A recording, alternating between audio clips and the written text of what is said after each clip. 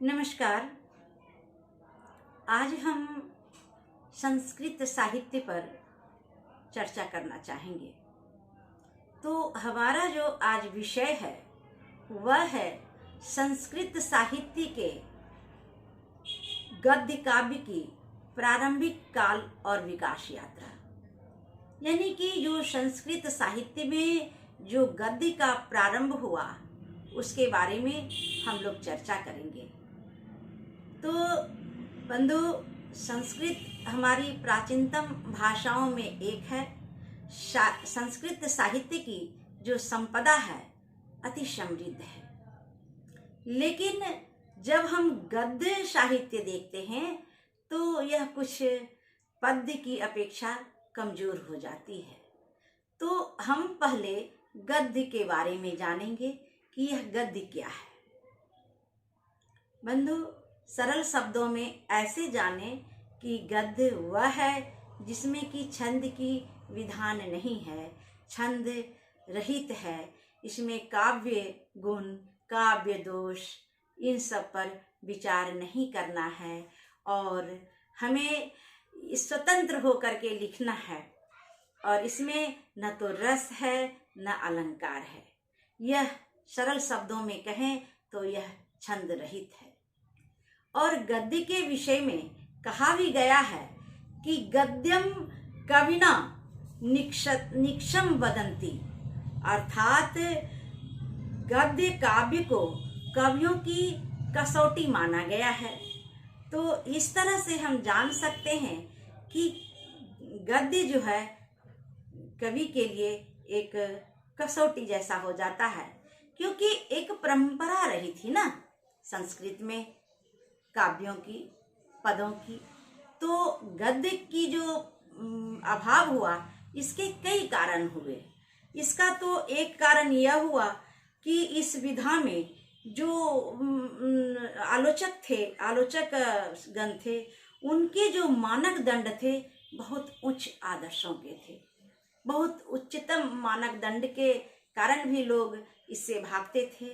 और चूंकि उस समय पदात्मक थी और हाँ, संस्कृत अयोगात्मक भाषा होने के कारण वह एक ही शब्दों में एक वाक्य हो जाया करता था और लय और सरल शब्द कहने में उन लोगों को, उन समय के जो आचार्य थे, उनको यह सुविधा होती थी। इसलिए गद्य साहित्य हमें कम दिखने को मिलती है। लेकिन अगर आरंभ में अगर देखा जाए तो गद्य साहित्य की जो कल्पना की जाती है, जो संस्कृत के आचार्यों ने जिसे कि गद्य के रूप में प्रारंभ कहा है, वे मानते हैं कि इसका प्रारंभ तो वैदिक काल में ही हो गया था, जब यजुर्वेद के जो श्लोक थे सभी छंदबद्ध नहीं थे, कुछ पदात्मक शैली में भी थे। और उसी तरह महापुराणों के बारे में भी कहा जाता है कि महापुराण के जो पंचम स्कंद हैं वह पूर्णतः गद्य शैली में है। तो इस तरह से हम कह सकते हैं कि यह गद्य का जो प्रारंभ काल है वह वैदिक काल, पुराण काल से ही प्रारंभ हो गया है। अब गद्य काल को आचार्यों ने दो श्रेणी में रखा। पहला है श्रव्य काव्य या श्रव्य पद कहें, जो भी कहें, और दूसरा है दृश्य। श्रव्य यानी सुन करके और दृश्य देख करके। तो उस समय इसका कुछ और यह भी कारण हो सकता है कि उस समय जो परंपरा थी वह इतने लिखने पढ़ने की परंपरा नहीं थी। लोग सुन करके सुनाते थे। आचार्यगण अपने शिष्यों को इस तरह से पढ़ाते थे कि उन्हें कंठस्थ याद रहता था।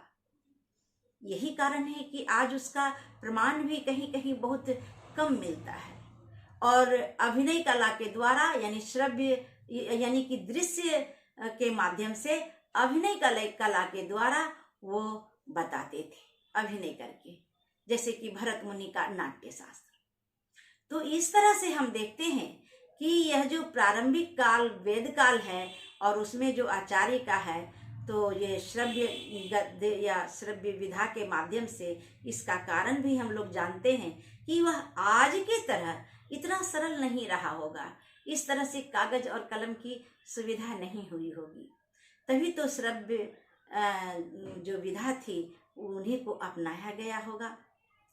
अब जबकि इसकी शैली पर बात करते हैं, जब शैली आती है तो इसमें भी हम दो शैली पाते हैं। एक है कथात्मक, कथा के भी बहुत रूप हैं, लेकिन मैं दो ही रूप में लेकर के चल रही हूँ क्योंकि यही साक्ष्य में देख रही हूँ, कथात्मक और आख्यायिका। अब हम देखते हैं कि इसमें आख्यायिका क्या है और कथा क्या है। कथा यानी कवि की कल्पना, कवि अपनी कल्पना पर कथा करते थे। जैसे कहते हैं ना, किसी गांव में एक गरीब ब्राह्मण रहा करते थे और फिर उसके बाद उस कहानी को पूरा करते थे। या कहते थे किसी देश में एक बहुत दयालु राजा हुआ करते थे, जो इस तरह से कहानी का जो आरंभ होता था इस तरह से। और इसमें कभी कभी तो नायक स्वयं भी हो जाया करते थे, जो कथा लिखने वाले होते थे। तो इस तरह कथा की जो विशेषताएं थी वह संस्कृत भाषा में, और हाँ, इसमें उच्छ्वास नहीं थे, अध्याय नहीं था। यह एक ही अध्याय में एक सरल लगातार ही यह कथा होती थी और कम ही होती थी। कुछ कुछ कथाएं तो बहुत लंबी भी है, लेकिन कथा के बारे में यही माना जाता है कि यह बिना अध्यायों के और संक्षिप्त में यह कहानी के रूप में काल्पनिक हुआ करता था। और दूसरा है आख्यायिका। आख्यायिका यह एक ऐतिहासिक इसकी जो पृष्ठभूमि होती थी वह ऐतिहासिक होती थी, इतिहास से संबंध रखता था और यह अध्यायों में बटा होता था। एक अध्याय, दूसरा अध्याय, तीसरा अध्याय, इस तरह से करके होते थे। तो जब हम अब संस्कृत साहित्य के मूल रूप से जब संस्कृत साहित्य की गद्य विधा पर आते हैं तो इसमें त्रिरत्न पाते हैं। त्रिरत्न यानी तीन साहित्यकार, तीन गद्यकार, जिन्होंने संस्कृत साहित्य के जो प्राण या मेरुदंड बने। एक हैं महाकवि दंडी, दूसरे हैं सुबंधु और तीसरे हैं बाण भट्ट। तो मित्रों, ये तीनों जो रहे ये बहुत ही महत्वपूर्ण हैं, हमारे संस्कृत गद्य काव्य के लिए ये जाने जाते हैं। जैसे कि 10 कुमार चरितम की वैसे तो 3 ग्रंथ है, लेकिन 2 जो कि गद्य में है वह है एक आख्यायिका है जो कि 10 कुमार चरितम, वह 13 अध्यायों का है, 13 उच्छ्वासों से है। और दूसरा है अवंतिका सुंदरी कथा। तो बंधु, हम लोग इसके शीर्षक से ही जान गए कि यह जो अवंतिका सुंदरी कथा है, यह कथा है, यह कवि की कल्पना है। जहाँ न जाए रवि वहाँ जाए कवि। तो यह कवि की कल्पना यानी कि यह महाकवि दंडी की कल्पना में अवंतिका सुंदरी कथा है। और 10 कुमार चरितम तो आख्यायिका है ही। इसमें 10 कुमार चरितम में कहा जाता है कि अगर संस्कृत के कोई भी प्राचीन अगर साहित्यकार को अगर हम मानते हैं तो वह दंडी को मानते हैं, दंडी से माना जाता है। और काव्य दर्श तो पदात्मक शैली में है, लेकिन अवंतिका कुमारी और 10 कुमार चरितम है वह पदात्मक शैली में है, ये गद्यात्मक शैली में है। वह गद्य में लिखी गई है जिसमें एक आख्यायिका है और एक कथा है। इस तरह दंडी के बारे में कहा गया है कि उनकी जो पद लालित्य है वह बहुत ही सुंदर और अनोखी है, बहुत ही उनको अच्छा समझा जाता है। इनके ऊपर एक पद भी है कि दंडिना पद लालित्यम, अर्थात गद्य साहित्य में दंडी का महत्वपूर्ण स्थान है। अब सुबंधु की बात आती है दोस्तों, तो सुबंधु भी ऐसे कथाकार हैं, ऐसे लिखे हैं। सुबंधु की जो वासवदता है वह बहुत ही मनोरम है, यह भी कथा पर ही आधारित है। तो इनका भी नाम बड़ा ही आदर के साथ लिया जाता है और सम्मान की दृष्टि से देखा जाता है सुबंधु को। तो सुबंधु के बाद जब हमारी जो यात्रा है, जो संस्कृत गद्य साहित्य की जो यात्रा है, अब हम अगर बाणभट्ट के हाथों में देते हैं तो यह तो कमाल है। सभी में से प्रतिभाशाली बाणभट्ट ही आते हैं और इनकी दो रचना आती है। एक हर्षचरितम जो आख्यायिका है, यह 8 अध्यायों में है। हर्षचरितम में इन्होंने अपने परिचय को देते हुए राजा हर्षवर्धन और उनके पूर्वजों की चर्चा किया है। बहुत ही मनोरम है और यह एक आधार बना है आगे के साहित्यकारों के लिए। और उनकी जो दूसरी है वह है कादंबरी। यह कवि कल्पित है, यानी कि कथा है। इसके बाद ये 6ठी 7वीं के बाद हम गद्य शैली को नहीं दृष्टिपात कर पा रहे हैं और पुनः जब आते हैं तो 10वीं शताब्दी में जब देखते हैं कि धनपाल, कवि धनपाल हैं, उनकी एक रचना है जो कि तिलक मंजरी है। और 11वीं सदी में कवि शोडल की उदय सुंदरी कथा है।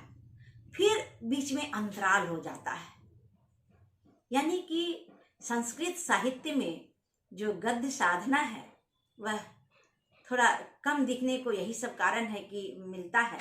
और फिर उसके बाद क्षतिपूर्ति होती है जा करके 18वीं 19वीं शताब्दी में, जब पंडित अंबिका दत्त व्यास जी की रचना आती है शिवराज विजयम। यह शिवराज विजयम वह छत्रपति शिवराज की कथा गौरव है। विजय और गौरव की कहानी है, यश की कहानी है। और इस प्रकार हम देखते हैं कि 8वीं 19वीं शताब्दी के बाद से जो रचना प्रारंभ हुई, लेकिन एक चीज है कि यह जो भी रचना हुई यह अनुकरण बाणभट्ट का ही लोग लेते हैं, उन्हीं का अनुकरण देखने को मिलता है। लेकिन फिर भी जो भी रहे, यहाँ से जो प्रारंभ हुई, वैदिक काल से जो यात्रा प्रारंभ हुई, आज तक अनवरत चलती ही आ रही है। और आज तो संस्कृत गद्य का जो संपदा है वह बहुत ही समृद्ध है। सभी विधाओं में, गद्य की सभी विधाओं में आज इसका संपदा है। और क्या कहा जाए, आज संस्कृत गद्य साहित्य कहीं किसी से कम नहीं है। लेकिन अंत में मैं यही कहना चाहूँगी कि जो भी हो, इसमें जो महाप्राण जो डाला वह महाकवि दंडी, सुबंधु, बाणभट्ट और व्यास जी का नाम अग्रगणी है। ये लोग गद्य साहित्य, संस्कृत के गद्य साहित्य के मेरुदंड हैं। इस प्रकार हमारा गद्य साहित्य की प्रारंभिक काल शुरू से आज तक रहे। नमस्कार।